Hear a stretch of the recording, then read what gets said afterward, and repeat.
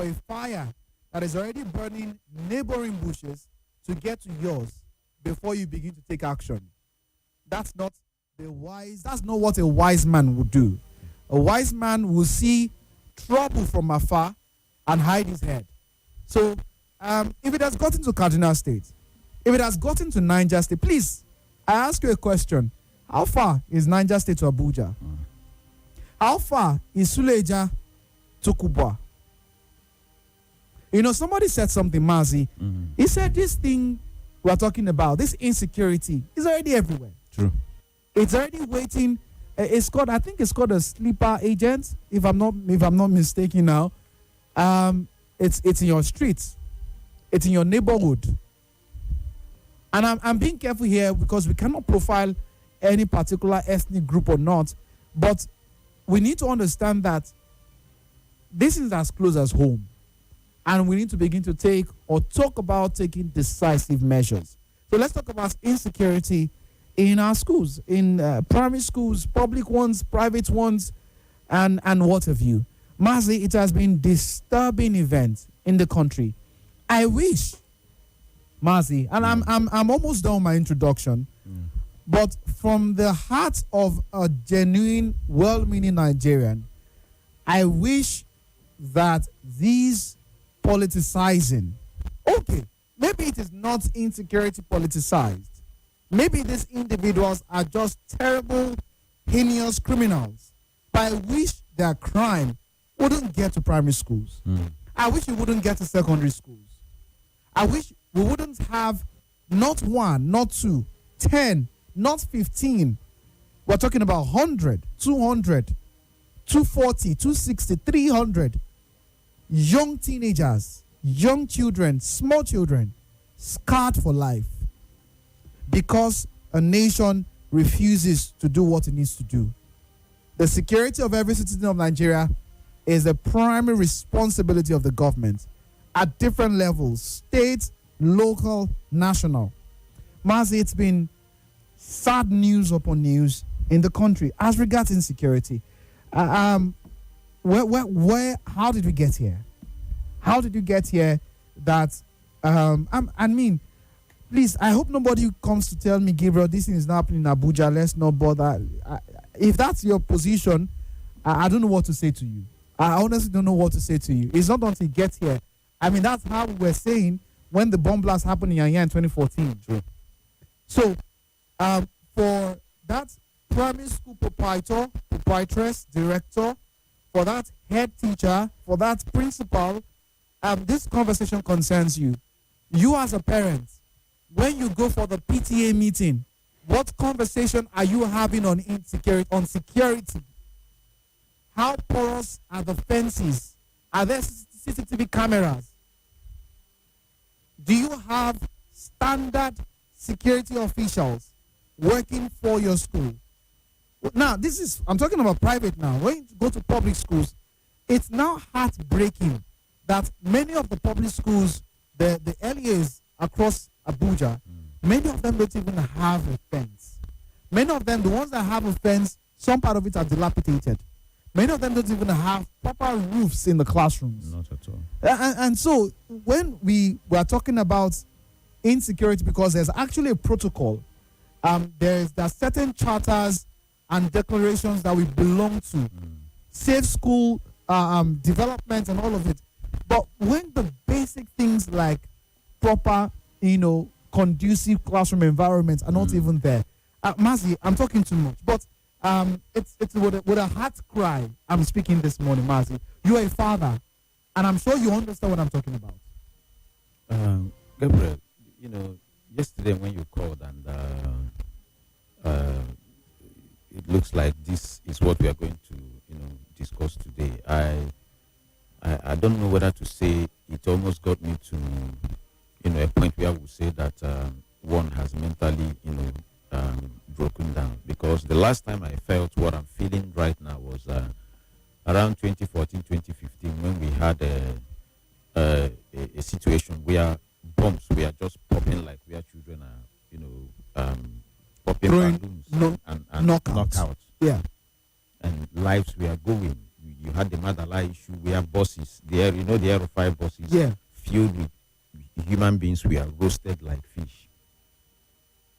We had the case of the Chibok girls. We had the case of the other boys in one boys' school somewhere in the north as well. They were all kidnapped. Yeah. Till today, anytime my brother Salasi calls, he will still ask you, where is Leah Shaibu?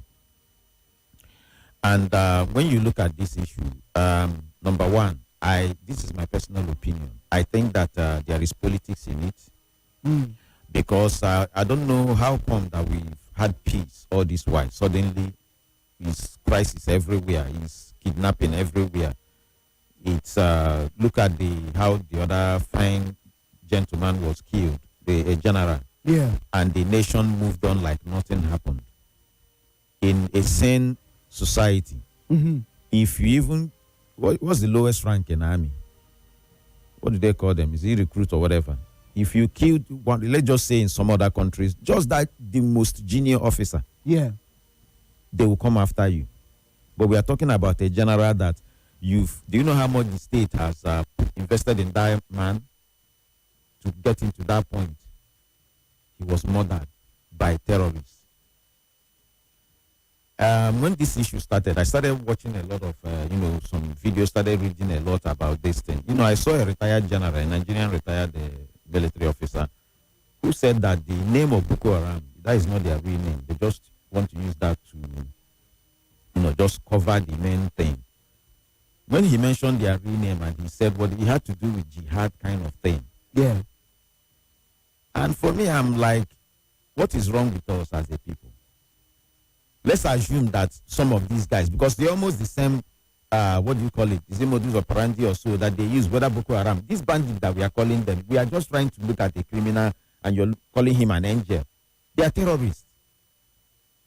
You go to school in KB, kidnap 20-something girls, kill their head teacher, and you're calling them bandits, trying to put, these are terrorists, people that you don't show mercy on. Did you see the video where one of them said, they posted it on video, where one of them said that he heard that people are protesting about the people they kidnapped. Mazi, I'm sorry to say, and please forgive me, but for the sake of my heart, I stopped viewing those videos.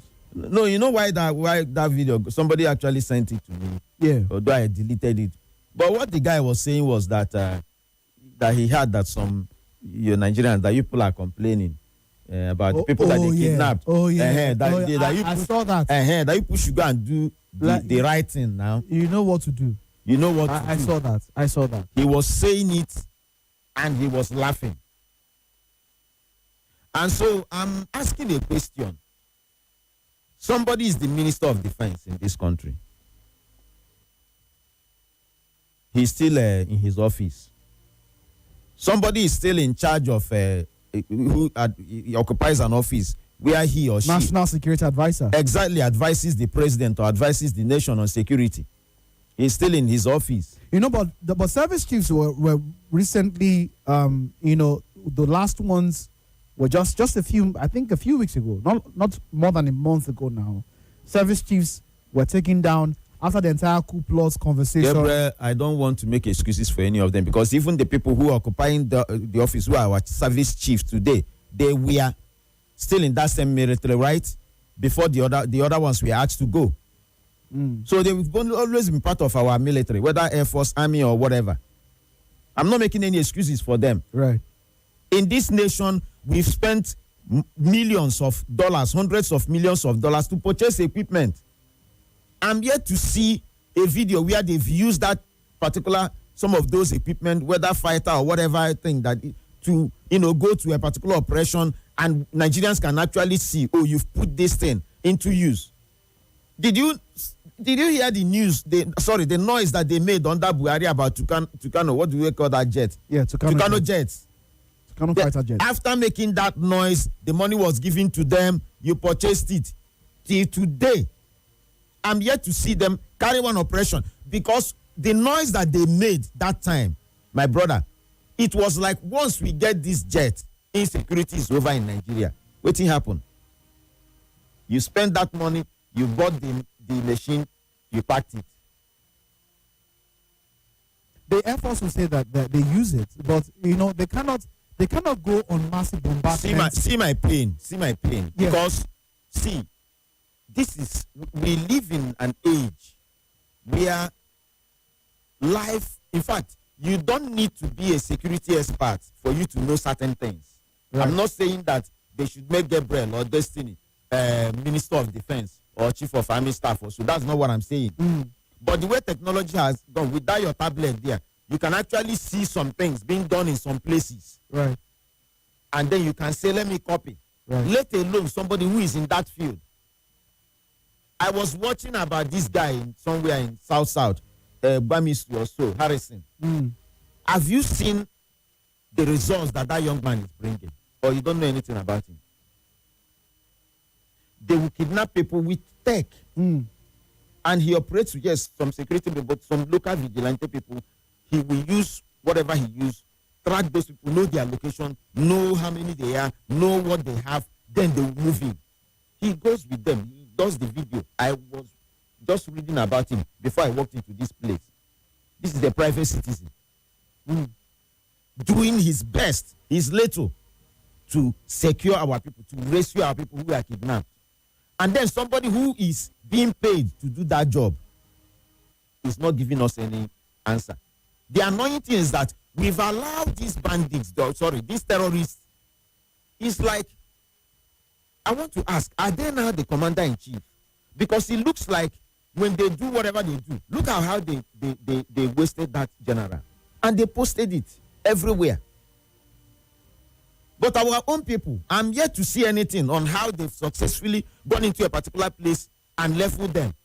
We know it's something that is in public domain, that even the so-called security whatever has been infiltrated by these same terrorists. I saw a young guy was angry, complaining how that you will go capture some people because you don't have the order to fire them. You hand them over to the right authority, and after 8 months, you now find that same person putting on the same uniform. He's now working with you to go and attack their own people. I'm asking, so that if you are now telling everybody to be a terrorist, why will I be doing what I'm doing now? Let me go and get whatever they want and then join them. Are you now telling me that gradually we are allowing the terrorists, whether they are fighting for jihad, whether they are doing it because of political reason, to have their way, that all the schools in the north will now be closed? Primary, secondary school. Children are about to start taking exam. We have to shut down schools. And we still have people like Shegumi moving about, making excuses for them.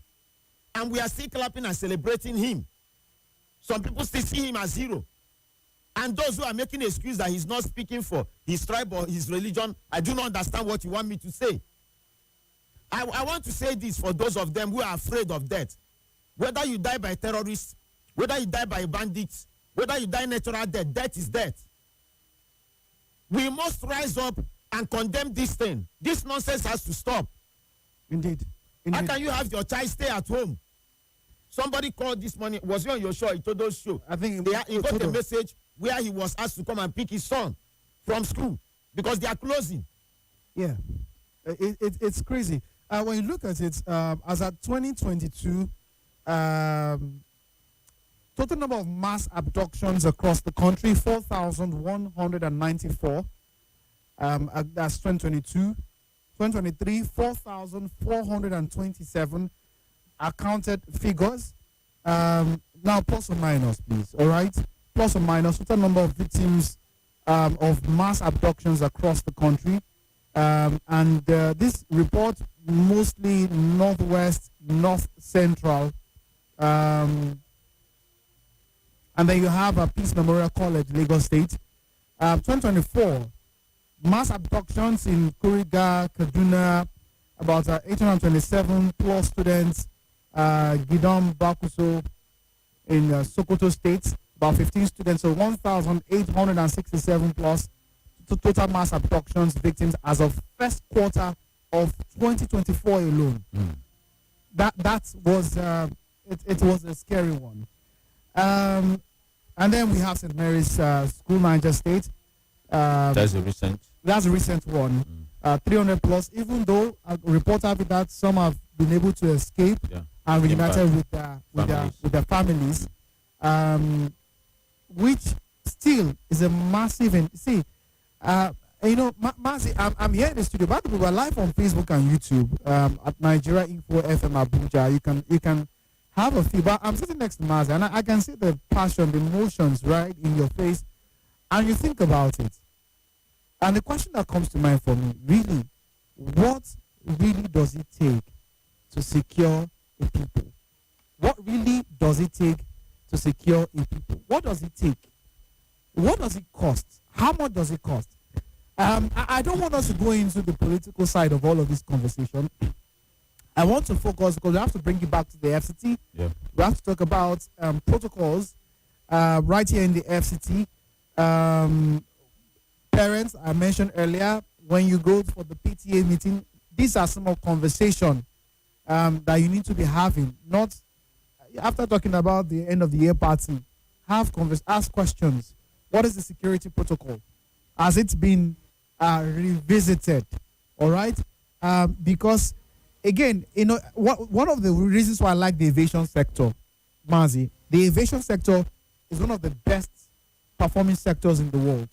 Generally, the reason why is because every single flight mishap, is a protocol to ensuring it doesn't happen again. It doesn't happen again. So, thorough investigation, everything. Every time a flight accident happens, what the aviation industry globally does is they swing into action, generate a global protocol.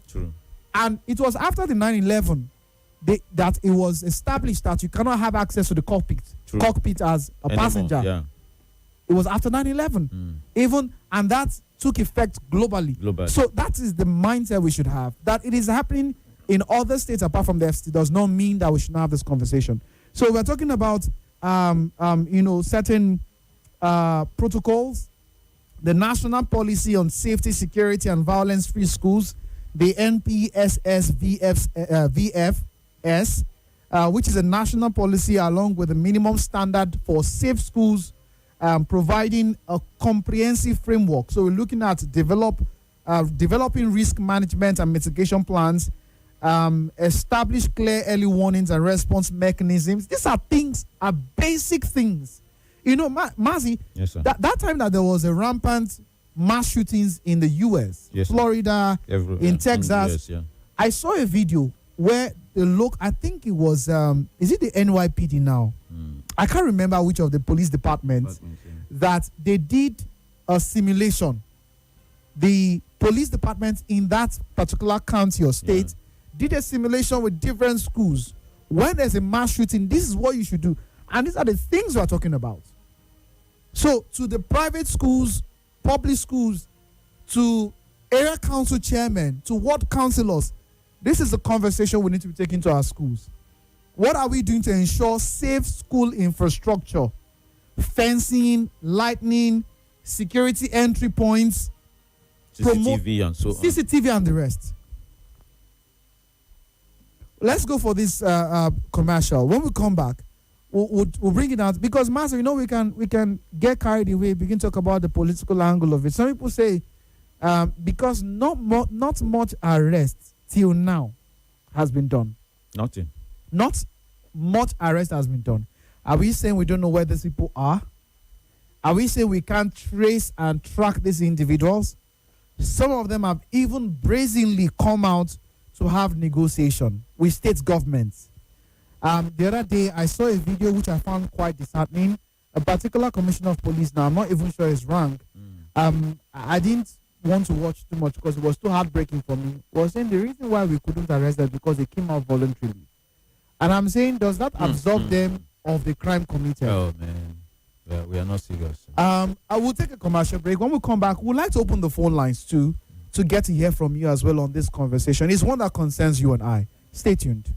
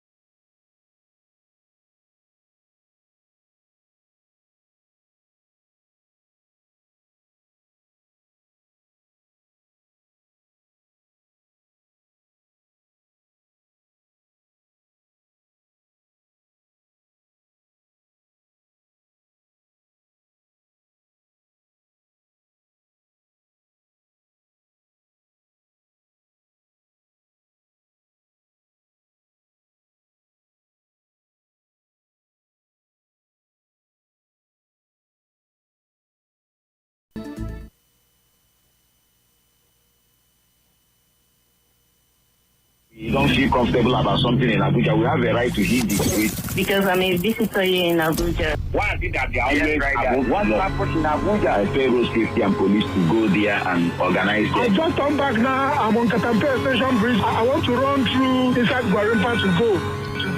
What's happening in Abuja? What's happening 9:30 to 12 p.m. Live on 95.1 Nigeria Info. Let's talk.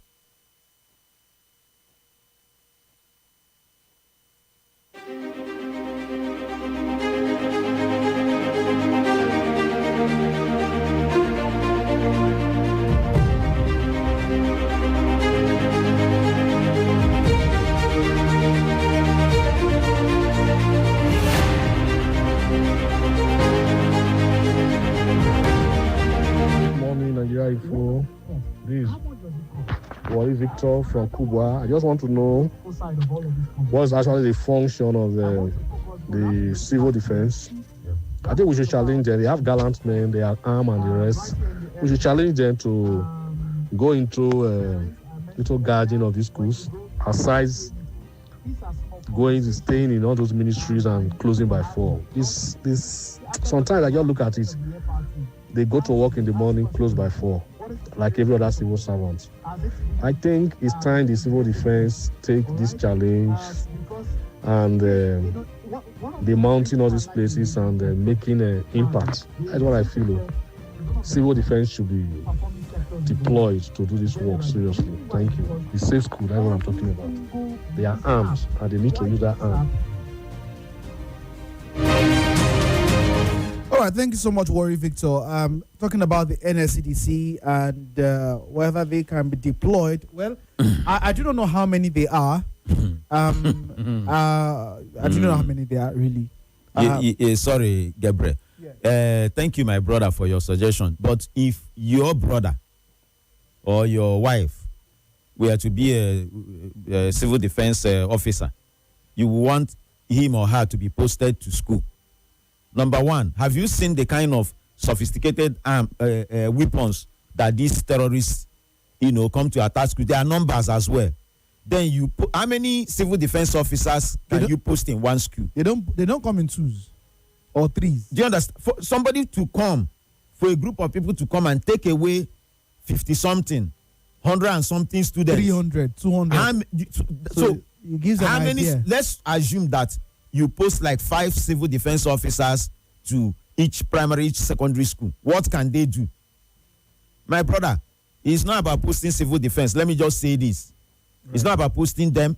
It will take beyond that. It takes more than that. I'm sorry, before you go ahead, you look at the numbers you read out before we went to, on that break. Yeah. Thousands of students. And these children they are damaged forever. That experience, no child will go through that thing.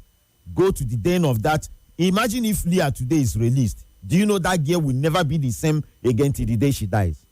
Good morning, Mazi, and our humble presenter, Onowu Chenna, Onowu from Lokogoma. This issue of insecurity is really turning into something else, and as such, there is urgent need to declare a real state of emergency on insecurity, and not just in words, but in concrete action. Nigerians are tired of empty statements while the killings and kidnappings continue. They keep claiming they are searching for bandits and terrorists. Yet someone like Sheikh Gumi freely speaks. Well, to be honest, I've seen those videos. I've heard those speeches. If the government is truly serious, why not question or arrest him and trace those he constantly speaks for? To me, it looks like they are just playing games with the lives of citizens. There is no need pretending to be looking for bandits when those who interface with them openly walk around untouched. I don't think we are looking for anybody, to be very honest. The government, Katsina state government, Zamfara state government, Kaduna state government, many of these state governments in western and eastern north, northwest, northeast, quite a number of them have paid ransoms to these bandits, interface with them, had peace talks with them. So I don't think anybody's looking for anybody here. We all know where everybody is. They know where we are. We know where they are. We're talking about if the will to get this thing done is the concern. But let's not get carried away, all right? I'm throwing open the phone line here. Myself and Mazi are still discussing about this insecurity concern, but are you having a conversation with the school your children or your child attends on insecurity? Ladies and gentlemen, please, I beg of you, if you are not concerned, if you don't have a paranoia, you're not paranoid about the security in the Federal Capital Territory, I think you're wrong. I think you're wrong.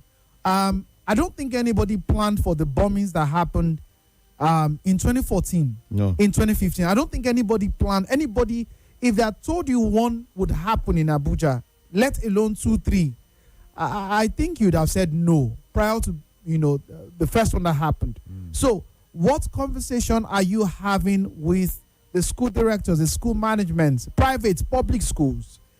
I wish we could have area council chairmen, in the studio to have this conversation. Now, we had some candidates come in. We've had quite a number coming.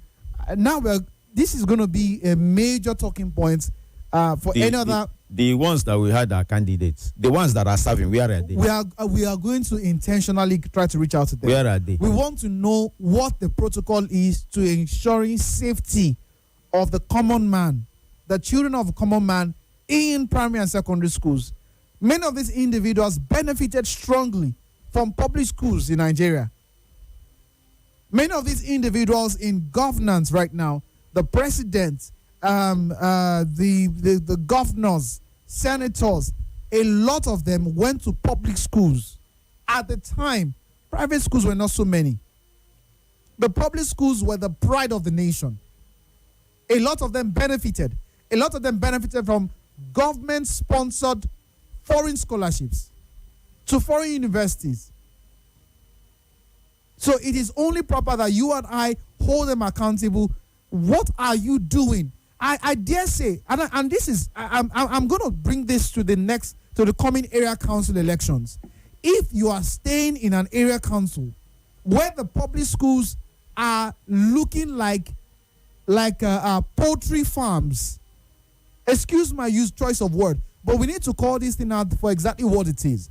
If you are in an area council where the schools there are nothing to write home about, I think you are still planning to sit at home during the area council elections, I think you're wrong. I genuinely think you're wrong. I think you're wrong. So 0700 951 0000 0809 597 4869. Hello, good morning. Good morning, Gabriel Specter. Welcome, Mike. Yes, my name is Windows, and good morning to our guests and other listeners. Good morning, sir. Yeah, for me, if you ask me, this issue of recurrent school attacks and the approach our governance or our security architecture is giving it is not the right one. Because every time it happens, that is when we see them, they have 24 hours security meeting, IG relocate there, service chiefs relocate there. For me, that is not the approach. Because these criminals are not relenting. I keep saying it, they are not relenting at all. They are on their own duty, on their own hustle every second of the day. But our own people will wait until when they strike first, then we'll run from post to pole. I've been saying it that how do we even secure ourselves when we don't know ourselves, we don't have each other's data?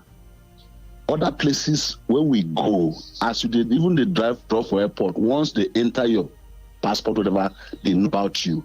Not talk about their own citizens. I'm talking about you, a foreigner that enter their country. Once they enter your business, they know what it is. See here, what is it that we have that actually identify or reveal everything about us? What is it? Gabriel, I'm not. Hello. Yeah, I'm with you, Mike. Yes, I'm saying, what is that thing that if you ask me that if I tender it, I give you, or maybe give any person in authority, and the person key in certain things like to know everything about me, do we have it? For me, that is the way to go. Security, security and crime prevention. It's not about what we take every time. It's about this we do when others are sleeping. You get? Right. When the criminally minded people are sleeping, there are things our security people should be doing that will also make as to try. They will call it rocks. Okay, this would they prepare. That is the kind of country I'm looking at. But the situation where like this presidential order. Hello. What Mike said about gathering data, is a good idea. But I want to tell my brother Mike, if you have all the data of Nigerians, everybody, you have their fingerprint, you have their address, you have their face, their pictures, whatever, you have their height and everything, and the person who is supposed to use that data to stop this insecurity doesn't want to do anything, what can you do? The data is useless. Right. Hello. Good morning, Mr. Gabriel. Good morning. Yes. Thank God today is Monday. My name is Musa from Gemville. Welcome, Musa. Yes. Sometimes I think it's a good thing that we are discussing insecurity, because that is what is at the front burner to all of us. Right. So when I hear analysts come to bring politics into it, at what point does it become politics? When President Muhammadu Buhari was in power, a northerner, he was in Katsina, he was in Daura. School was attacked in Katsina. Over 200 students were taken away. Can we now say it was politics? President Buhari, a convoy was attacked on his way to Daura. So what do we call that? President Buhari, a northerner, the same Bernichebi, a school was attacked, students were kidnapped. Students were kidnapped in a Baptist district in Kaduna. President Buhari, a northerner. So each time I hear analysts try to change the narrative. In fact, yesterday, Senator Uzokalu came out to say that over 30,000 Igbos have been killed under the few years. Can we equally say politics, they are killing those people, particularly in Imo State? Can I ask you a question? No. Musa, can I ask you a question? Yes, ask me a question, please. Okay, so what exactly is the point you're driving at? The point I'm driving is that we have a problem at hand. Right. Security. Okay. We should advise the government to tackle the insecurity. But you see this narrative of people saying it's politics because they want to remove President Tinubu, because they use that to remove President Jonathan. Those people are the politicians. Anybody who come and open his mouth and say that he is the politician, I can tell you, because this insecurity, if I affect everybody, every tribe, every religion, every region, I'm telling you. So if you say that the insecurity here now is politics, that person should come out and tell us what he knows. I'm telling you. Thank you. All right. Thank you so much. I'm not sure. I think the same problem. I know. But I don't know. Everybody making excuses. Perhaps he heard that. I don't think anything has been said about. He had what he wanted to have. There's nothing you can do for a made-up mind. No, but my issue here is I'm not sure we said anything about the president being wanting to remove the president from office. The reason for that's why I told you that. If you can say Jack now, somebody has decided to hear Robinson. Oh, okay. So he has had what he wants to hear. Because the bane of the conversation for the first half of the show is that we have insecurity challenges, and it looks from all indication that we don't have governments with that will, the drive to solve the problem. I think that's what Mazi and I have been talking about since the beginning. Sorry, Gabriel, because most times my people say when you come out a tick from dog body, you sure. The Buhari that he's saying that Keneko happened. What did Buhari even do? Was he not under the same Buhari that he said he gave order to IG to go to Benue, and that he didn't know that the guy went? What did he even do to that IG? There's no need to make excuses. See, let me say this. We have one country called Nigeria. It's clear that this nation is sinking.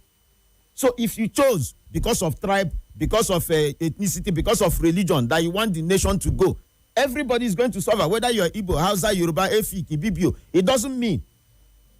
If you don't want somebody to speak the truth just because you feel it's going to hurt your religion, hurt your tribe or whatever, so be it. We have one nation. The reason why somebody like me am crying is that I cannot afford to, even if you give me free visa to US, do you think I have the money to fly my son, my daughter, and my wife, and myself out now? You know how much the flight costs now to go to Europe or anywhere? Let's assume that you're running. I'm just saying. Just to fly from here to Lagos, my brother. Just use your phone and Google. No, I'm not going to Google it. So you, so you must speak. Indeed. Let them fix the nation. Indeed. It's sad. It's a sad one. We can go down the whole line of politics. Just keep making excuses for people who don't care. The people that they are defending. Sorry, the people that they are defending. None of them has his or her child in public school. Let me tell you, Shebi, they've closed so many schools now, right? Public schools for safety. Tell me the son or daughter of a governor or a minister or a president or a vice president or a senator that is in any of those schools. There are schools in my town here that if you go there, get well secured. If you see their fence, CCTV, everything, private schools, that is where you see their children. So when you and I, who cannot afford to put our children where we pay millions per term in that kind of school, so the option we have, we shouldn't say anything to protect it. So you want me now to have my 2 children to be at home? No. All right. I'm going to go back to the phone lines in a bit. But if you are listening to this conversation, the question again is, what engagement are you having with the school authority, your child, the school your child attends? What engagement are you having with the authority to beef up security? All right, that is very, very, very, very crucial. For public schools, we are looking at infrastructure upgrades. It's sad we're talking about infrastructure upgrades because there's urgent need for federal and FCT funding to build perimeter fencing, provide security lighting, and ensure functional single entry exit points. This is very crucial. Functional single entry and exit points. Very crucial. All right. Trained personnel. These are some of the things I put down in my notes. Deploying specially trained unarmed school safety officers. Now, somebody talked about an NSC and a civil defense officer. A civil defense officer might be trained in paramilitary activities, but not everybody is trained for a school environment. There's what we call school safety officers. Yeah, true. This is very crucial. And so we need to be having this engagement, PTA meeting in private schools, in public schools, or engaging local security outfits like the one that you mentioned to patrol the school environment, all right? Policy enforcement. So this is a call out to the Universal Basic Education Board, UBEB of the FCT and Ministry of Education to strictly enforce the NPSS VFS and the minimum standards. Now, I'll go back to what that is. That's a national policy on safety, security, and violence-free schools. Schools, I beg your pardon. Sorry. Thank you so much, Mazi. All right, so these are some of the things that we need to begin to look at. For private schools, technology investments. For school owners, we know that things are hard. You know, everything has gone up. Running costs has gone up. But please, as you are increasing the fees, the tuition fees, invest some in technology. Put CCTV camera. I think that if you are a standard school right now and you don't have these cameras in your school, I think you are being wrong, to be very honest, for different reasons. Not even external attacks now. Some of these, you know, bullies in schools, in classrooms, can be taken away. You can really find out what is going on in your school part time by installing these cameras. So invest in it. We beg of you, all right? Vetting and training, thorough background checks for all staff, academic and non-academic, and regular security drills for staff and students on how to respond to this. Is, I know we're talking about that. I'll look for that video. Maybe I'll share with you, Mazi. After the last major one that happened, I think it was in Florida. The police department had school drills in many schools. When a mass shooting is happening, this is what you should do. Dog, go under the table. You know, they were doing that with the children. 5-year-old, 6-year-old. Preparing their minds. Preparing their minds. You see, say God forbid all you want, but how are you preparing? So now we know that this is a possibility. People can come, pack children and go. Like, sometimes I wonder, don't they pass checkpoints? Exactly. When with that number. Right. So please, all right, it's very crucial. What emergency response do we have to some of these things, to our schools? It's really sad. It's really sad. The government must also provide strong oversight to ensure private schools, especially boarding facilities, meet or exceed the national minimum standards for security. Very, very important. Mazi, I'm not sure I want my child to go to a boarding school right now. Honestly. Private or second or public. Even me. I'm not sure I want my child to go to a boarding school. I beg. Let them be going from home. Let me they see you every day. I'm telling you. Make her they see you every day. I cannot come and make noise. So these are some of the things. Again, the question is, what engagements are you having with the school authority on? I think it's a call to action, right? And spare me that it's not happening in Abuja here. If that is your mindset, that's your position, that is not Gabriel, happening. you have said that in before. Yes. We've had so many kidnappings in FCT. It's not because he never entered school. Oh. We have so many kidnapping. It's a regular thing. It's just that it's dropped recently. So for anybody to now think that our schools are safe in FCT, you must be joking. Is in Niger, how many kilometers from here to Niger now? I used to live in Suleja. It's happening in Niger State here. So for anybody to think that because you're in FCT, you're safe, you must be joking. Good morning, Gabriel, Specter, and greetings to you, Mazi, Destiny, Chukwemeka, Anthony. I suppose call your full government name.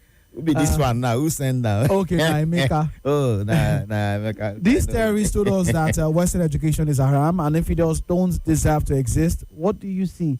They're executing these agendas while the governments pet them and bring them back, even into security architecture.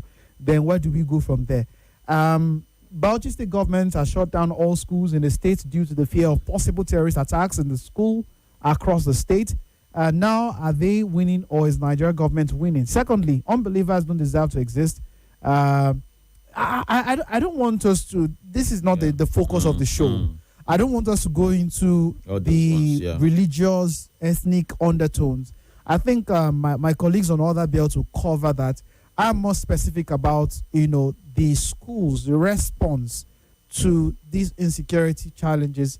And I dare say that it is a call to action to everybody to ensure that we have safer schools for our children. This is the least that we can do for them. This is the least. You and I, now we say won't bring them come inside this world. Yeah. We carry them, come finish. We know if we protect them. I think that speaks of us as bad parents. 0700 951 0000 0809 597 4869. Good morning. Okay. There's a voice note here. Let's see if we can play this very quickly. It is Gabi and Destiny Anthony. This is Banky from Wuse 2. All we are saying is that that the military should get their act together. They are the one to fight these people. They are the one to collate all the intelligences and then go ahead and fight these people. No president can. The presidency can only avail to them all what they need, but they are the one to fight. They are the one to get the logic. They are the one to do the planning, and they shouldn't be telling us that ragtag armies are defeated them for so long, and we are spending trillions of naira on security money which will have been spent in rehabilitating out of school children in solving many problems. So the thing goes back to the military. They need to get their acts together. There's no government that will perform any magic. That's why Buhari, a general, couldn't perform any magic. So we wish them the best. The militaries and the security people are the one that should get their acts together and fight this thing. They are the one holding Nigeria to ransom. They are the one allowing Nigeria to spend so much money. So they have to do something. Thanks. Hello. Hello, yeah, good afternoon. It's morning. Good morning. Okay, good morning. Good morning. Welcome. This is Mr. Paulinus calling from Cuba. Go on, please. Yes. On this thing, to me, I don't think that the school owners can do much in this. You have just mentioned CCTV and co. I think all those ones, but those ones cannot, they can't chase criminals away, bandits away. So the thing is this. To me, I think the only thing is for them to just get things like emergency numbers. These are the things that's the only thing they can do. Because the kind of arms and ammunition that these people go out with is not something that school owners can do anything about. So that's it. So we still have to call on the security, call for security, federal government to do something about it, ensuring that Abuja and the other states are secured. Then for issue of this northern thing, I think no, Mr. Paulinus, let's leave it at that. Thank you so much. All right, let's not deviate. Not like I'm shying away from the conversation, but I want us to stay on course. Let's go for this commercial break, right? When we come back, we'll just take a few more calls, contributions. I'll let Mazi round up his thoughts. I know, Mazi, you have so much more to say, but it is well. It is well. It is well. Let's go for this commercial. We'll be back in a bit.